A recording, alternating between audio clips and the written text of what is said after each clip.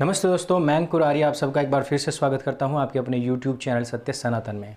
सबसे बड़ी खबर, दिग्विजय त्रिवेदी जी जो कि पालघर में नृशंस हत्या, जो लिंचिंग हुई थी दो संतों और उनके ड्राइवर की, जो उनकी तरफ से पैरवी करने के लिए जा रहे थे, उनका एक रोड एक्सीडेंट में उनकी मृत्यु हो गई है।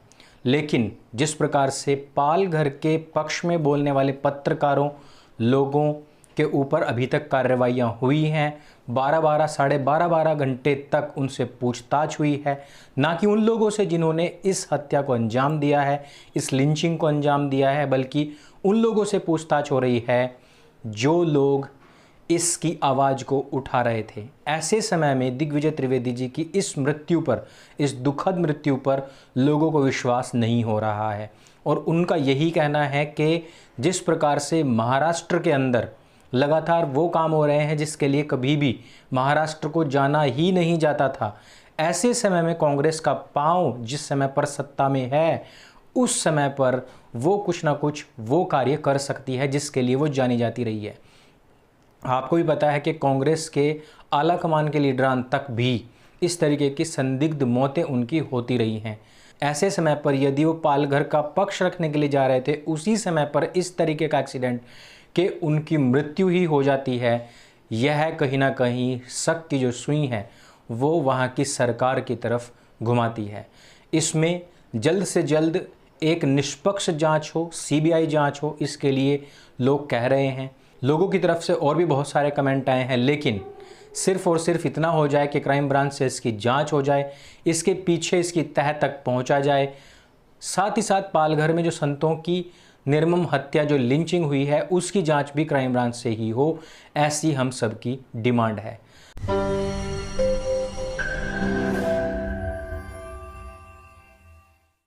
अगर हम एक तरफ देखें कि मुस्लिमों के तुष्टीकरण की राजनीति को लेकर के पूरे भारतवर्ष में जो बयार चली हुई है, वो वापस हमें 2012, 13 और 14 की याद दिला रही है।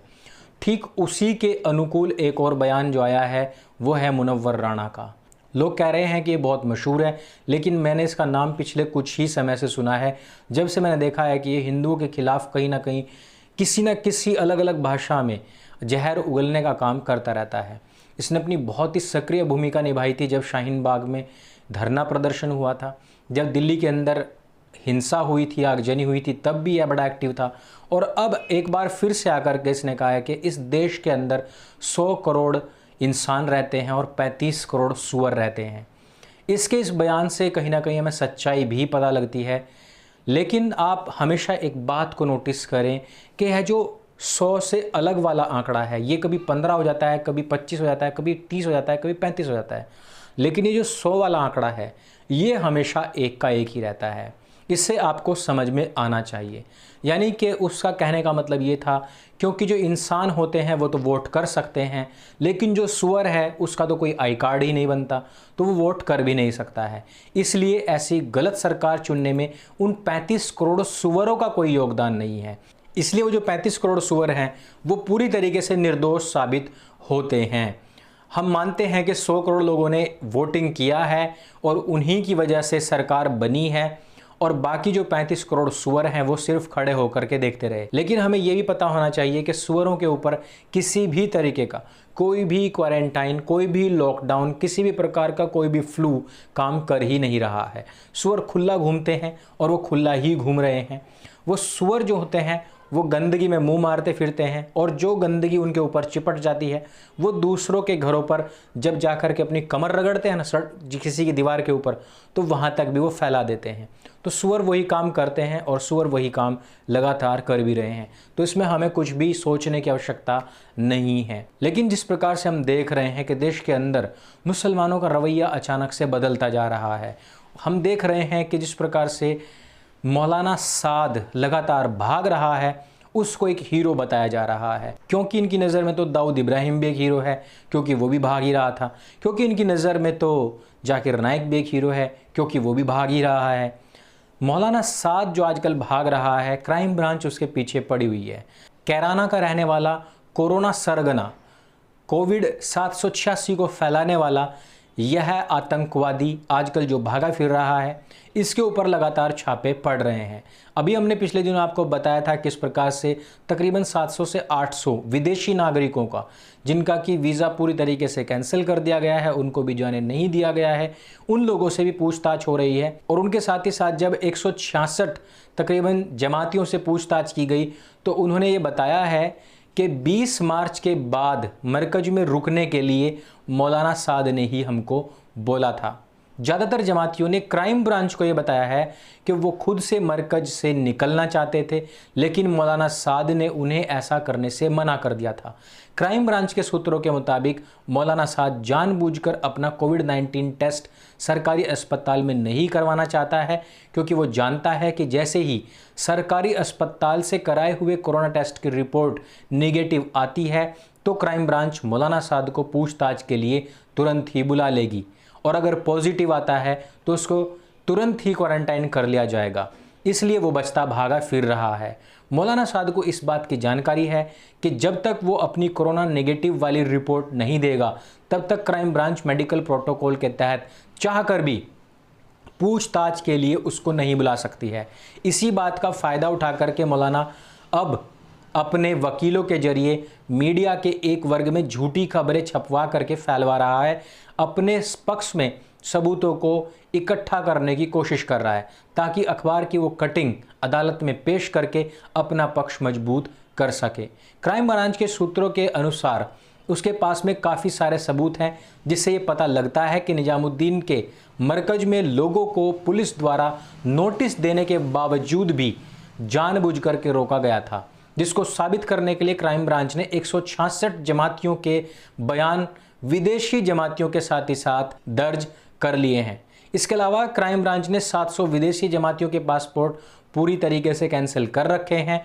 ऐसे समय में हमें इस बात को समझना होगा कि जिस प्रकार से हमारा जो सिस्टम बना हुआ है उसको ये लोग कितने अच्छे तरीके से खेलते हैं। हमने पिछले दिनों आप लोगों को एक वीडियो में बताया भी था कि किस प्रकार से भारत में ही रहने वाले भारतीय मुसलमान जो राजनीतिक पार्टियों से जुड़े हुए हैं वही लोग संविधान का अपमान करते हैं और शरिया को सबसे ऊपर रखते हैं।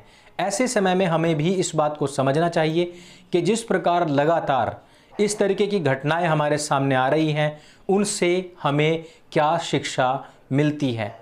जिस प्रकार लगातार भारतवर्ष में ही हिंदुओं के ऊपर हमले हो रहे हैं, उनकी हत्याएं हो रही हैं, उनके घरों को जलाया जा रहा है। इवन यही नहीं, अगर कोई मुस्लिम भी इस पक्ष में बोल देता है तो उसकी भी ऐसी तैसी आ जाती है। अगर हम नज़दीकी मामला देखें तो रूबिका लियाकत के मजहब पर अभी प्रिंट का हमला हुआ है। द प्रिंट जो कि एक वेब पोर्टल है, उसने कहा है कि मुसलमान वो है जो देश से पहले अपने मजहब को देखे। कोरोना संकट के इस दौर में द प्रिंट रूबिका लियाकत और सईद अंसारी जैसे पत्रकारों का अच्छे और बुरे मुसलमान में वर्गीकरण करने लग गया है। वामपंथी मीडिया पोर्टल द प्रिंट ने दिलीप मंडल का एक लेख छापा है। इस लेख में बुद्धिजीवी लेखक ने शोध करने की अपनी ताकत एबीपी न्यूज़ की एंकर रूबिका लियाकत और आज तक के एंकर सईद अंसारी जैसे मुस्लिम एंकरों की रिपोर्टिंग समझाने में झोंक दी है। पाठकों को ये बताने की उसमें कोशिश की गई है कि भारत में दो तरह के मुसलमान हैं। एक वो जो खुले आम उनके प्रोपेगेंडा को बढ़ाने में हवा का काम करते हैं और अपने अस्तित्व को बचाए रखते हैं।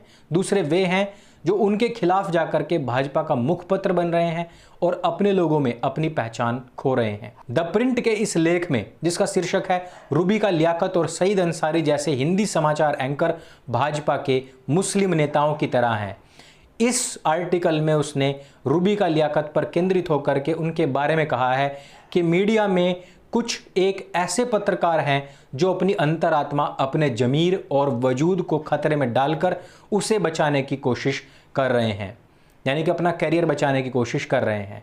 वरना बहुत सारे मुस्लिम पत्रकार तो ऐसे हैं जो मीडिया में विविधता न होने के कारण ऐसे पेशे को ही छोड़ चुके हैं या फिर न्यूज़ रूम में सांप्रदायिक माहौल देख करके त्रस्त हो जाते हैं। लेकिन रूबिका और सईद जैसे पत्रकार ऐसे हैं जो सार्वजनिक प्रोफेशनल काम और निजी विचारों और जीवन के साथ साथ सामंजस्य बिठा रहे हैं।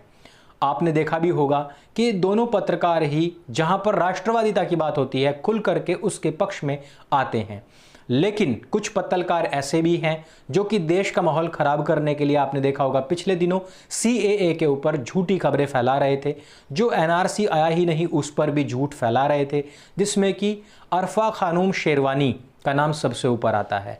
बाद में उसके चेले चपाटों की लाइन बहुत लंबी है और ऐसे लोगों को ही द प्रिंट प्रेज कर रहा है।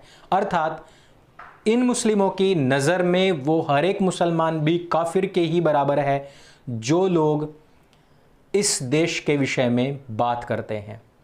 इसमें लेखक की मानसिकता पर नहीं, हमें द प्रिंट की मानसिकता पर जाना चाहिए।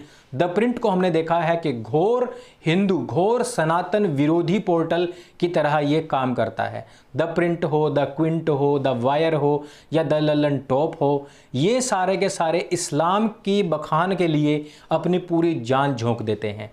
कोरोना वायरस के समय में भी जब पूरा का पूरा देश एक साथ खड़ा हुआ था, उस समय पर ये दोनों पत्रकार भी देश के साथ में खड़े हुए थे, लेकिन कुछ नीम हकीम थे, कुछ ताबीज़ वाले थे जो रोड पर घूम रहे थे। ऐसे लोगों का विरोध करने पर द प्रिंट की बहुत ज़्यादा सुलगी है और उसने इसको बहुत ही ज़्यादा चिंताजनक बताया है कि ऐसे मुसलमानों के लिए खतरा है, लेकिन झूठ फैला करके आगजनी करवाना इनके लिए सही है। इन सभी खबरों के पीछे मेरा उद्देश्य सिर्फ इतना बताना है कि जिस प्रकार से लगातार देश के अंदर एक से एक घटनाएं घटित हो रही हैं, इन सब के पीछे एक चेन है, एक बहुत अच्छा और गहरा संबंध है।